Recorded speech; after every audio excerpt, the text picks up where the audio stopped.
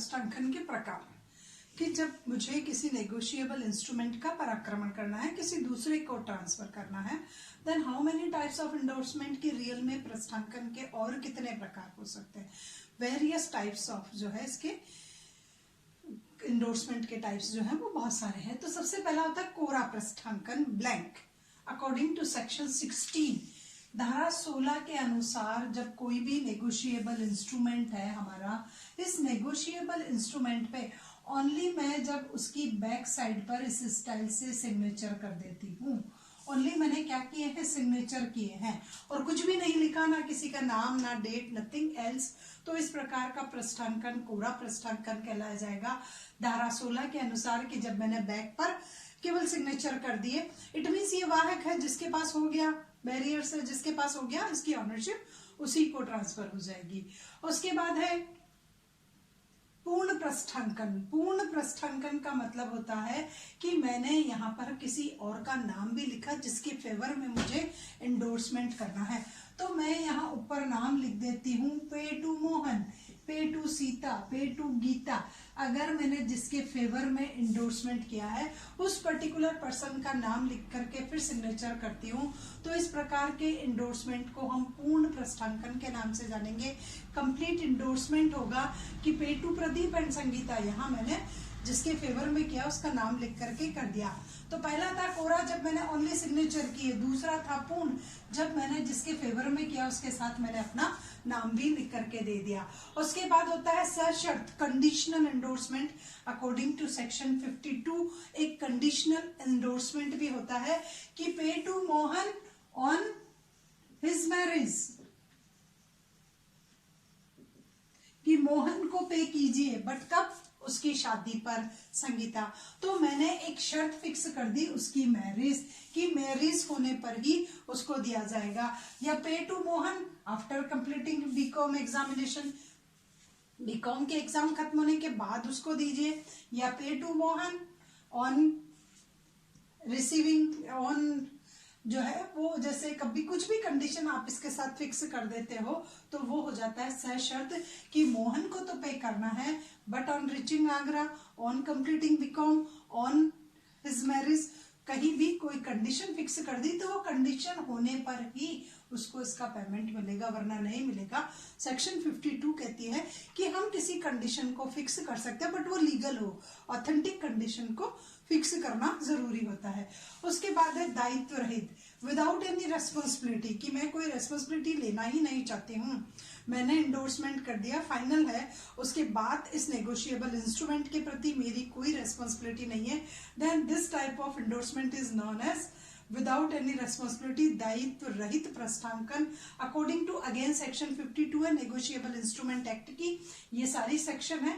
Section 52 के अनुसार कि विलेख का अनादरण होने पर वह धारक के प्रति उत्तरदायी नहीं है, कि विलेख का अनादरण हो गया तो फिर जिस पर्सन के पास वो अनादरण हुआ वह धारक के प्रति उत्तरदायी नहीं है। इट मीन्स उसकी कोई रेस्पॉन्सिबिलिटी नहीं है अगर ये नेगोशिएबल इंस्ट्रूमेंट जो है वो डिसऑनर हो जाए। तो मैं लिखूं pay to Mohan at his own risk, Mohan को ही पे करना है at his own risk, Mohan को पे कर दीजिए उसकी खुद की रिस्क पर। तो pay to Mohan at his own risk, मेरी कोई रेस्पॉन्सिबिलिटी नहीं है।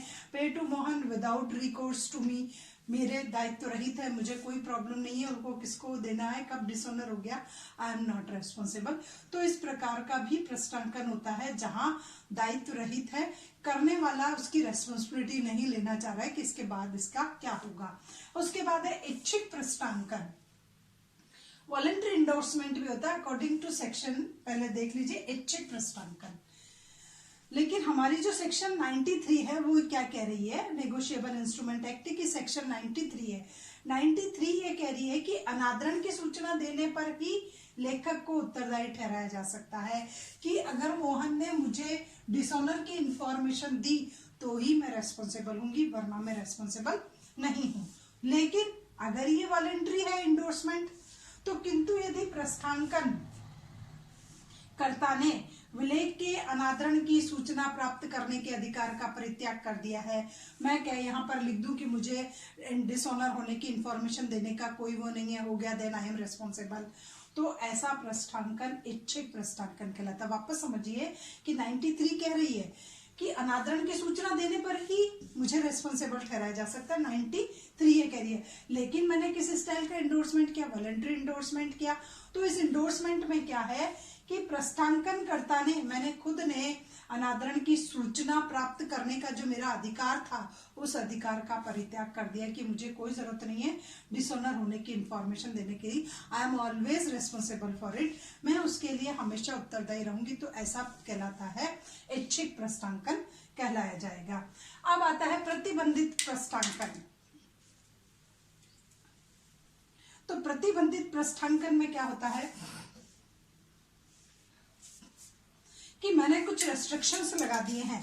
इस स्टाइल के इंडोर्समेंट पर मैंने कुछ रेस्ट्रिक्शंस लगा दिए गए हैं अकॉर्डिंग टू सेक्शन 50 कि प्रस्थांकन करने वाला स्पष्ट शब्दों में उसके आगे पराक्रमण पर रोक लगा दे। मैं नहीं चाहती कि इसका आगे जो है इसका और ज्यादा इंडोर्समेंट हो।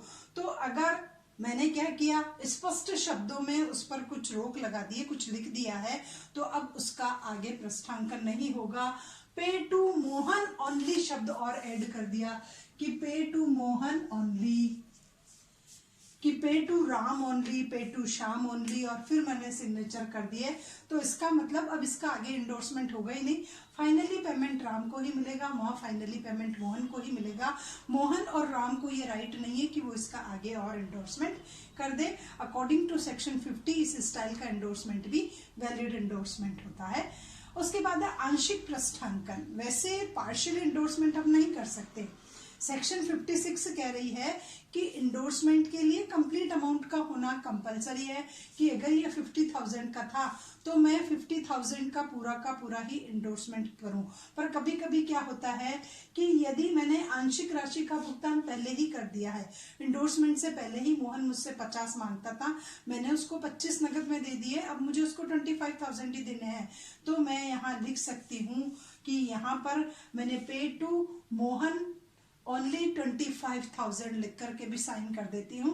तो इस प्रकार का इंडोर्समेंट भी वैलिड होगा। उसको हम पार्शियली इंडोर्समेंट, आंशिक इंडोर्समेंट कहलाते हैं, क्योंकि आधी अमाउंट मैंने नगद में दे दी, अब मैं आधी के लिए ही इंडोर्समेंट करना चाह रही हूँ। तो ये था। उसके बाद आता है शोधन व्यय रहित प्रस्थांकन, कि इसमें क्या होगा कि रिडम्पशन के टाइम में कुछ एक्सपेंडिचर होंगे, तो अब वो एक्सपेंडिचर मैं नहीं वहन करना चाहती हूँ।